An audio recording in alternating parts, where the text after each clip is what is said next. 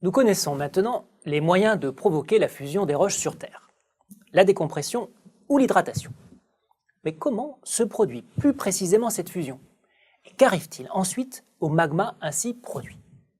C'est ce que nous allons découvrir dans cette session. La première chose à retenir de la fusion sur Terre, c'est qu'elle n'est jamais totale. Il s'agit d'une fusion partielle, qui produit d'une part un magma et d'autre part un solide ou une matrice résiduelle. La fusion partielle s'explique par le fait que tous les minéraux qui constituent la pyrrolite n'ont pas la même température de fusion. Ce sont les plagioclases qui fondent en premier, suivis par les pyroxènes, laissant ainsi un solide résiduel enrichi en olivine. Les minéraux fondus se transforment en gouttes de liquide, qui vont se rassembler sous l'effet de la tension de surface et former des poches de liquide à l'interface entre les cristaux résiduels.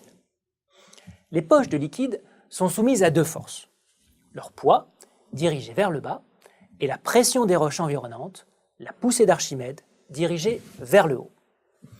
La résultante de ces deux forces, appelée flottabilité, dépend de la différence de masse volumique entre le liquide et la roche environnante. La flottabilité est positive, dirigée vers le haut, si le liquide est moins dense que l'environnement. Elle est négative, dirigée vers le bas, dans le cas contraire. Or, dans sa zone de naissance, entre 100 et 200 km de profondeur dans le manteau, le magma est toujours nettement plus léger que la roche qui lui a donné naissance. Il est donc soumis à une flottabilité positive, dirigée vers le haut. Cette flottabilité tend à faire remonter le magma vers la surface. Mais attention, ce n'est pas parce que la flottabilité du liquide est positive qu'il remonte directement. Il faut en plus que le liquide soit capable de s'extraire de la matrice rocheuse qui le contient. De la même façon qu'il faut écraser une éponge pour en extraire l'eau. Dans le cas du manteau, vu comme un fluide très visqueux, le liquide est extrait lorsque la force de flottabilité est supérieure aux forces visqueuses qui contrôlent la déformation de la roche. La flottabilité, comme le poids, est proportionnelle au volume des poches de liquide. Il existe donc une taille critique, appelée longueur de compaction, à partir de laquelle la flottabilité domine les forces visqueuses et permet l'extraction du liquide. Sur Terre, la longueur de compaction est de quelques centaines de mètres. Libérées de leur zone de stockage, les poches de liquide vont former des structures que l'on appelle des diapyres. Une fois leur chemin établi, ces diapyres permettent une extraction efficace du liquide de sa zone source, à une vitesse de l'ordre du centimètre par an, c'est-à-dire comparable aux vitesses de la tectonique des plaques. En passant du manteau visqueux à la croûte terrestre plus rigide, les diapyres vont changer de forme et donner naissance à des chenaux, qui vont dessiner un arbre inversé. On dit que l'écoulement du magma est focalisé. En se focalisant ainsi, l'écoulement accélère. Il peut dépasser la dizaine de centimètres par an. Précisons cependant que l'on n'est pas capable de visualiser le réseau de chenaux magmatiques et que cette description est en grande partie issue de modèles théoriques. En poursuivant sa remontée vers la surface, le magma rencontre un environnement de moins en moins dense, jusqu'à atteindre, entre 5 et 10 km de profondeur, un niveau où la densité de la roche est la même que celle du magma. À ce niveau, qualifié d'isodensité, le poids du magma et la pression d'Archimède s'équilibrent. La flottabilité devient nulle.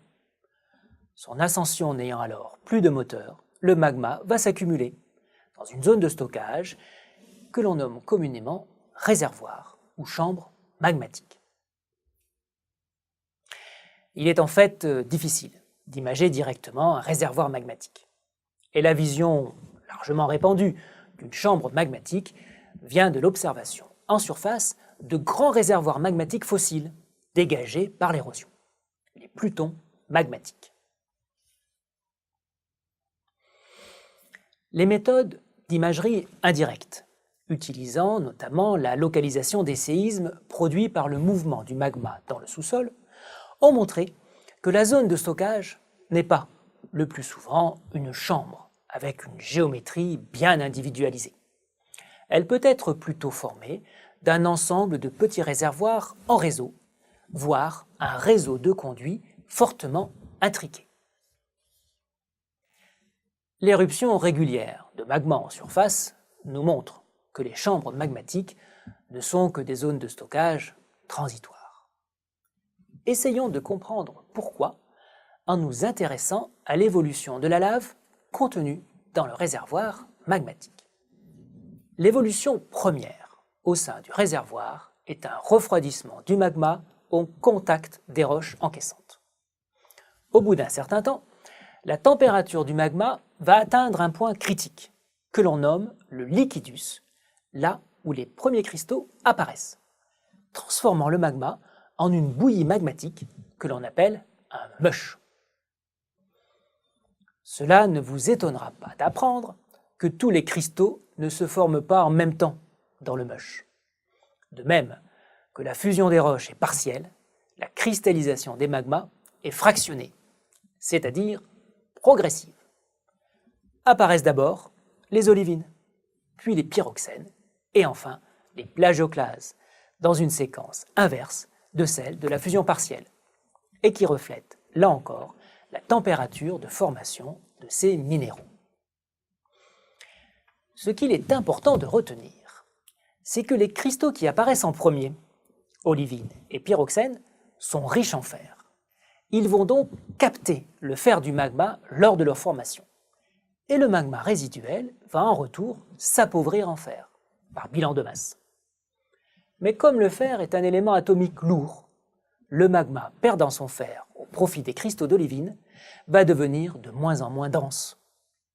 Cette chute de densité se traduit directement par une augmentation de la flottabilité.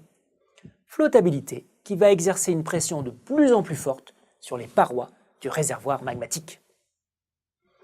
Il y a alors deux issues possibles. Soit le magma refroidit entièrement in situ et donne un pluton magmatique. Soit la pression exercée au toit du réservoir par le magma allégé devient assez forte pour faire rompre la paroi du réservoir et permettre la reprise de la remontée du magma vers la surface, ouvrant la voie à une éruption. Imaginons que le toit de la chambre magmatique vient de rompre sous la pression du magma et que nous sommes en route vers l'éruption. Nous allons découvrir dans la session suivante que le chemin vers la surface est encore rempli de nombreuses péripéties. Mais nous verrons cela après quelques exercices.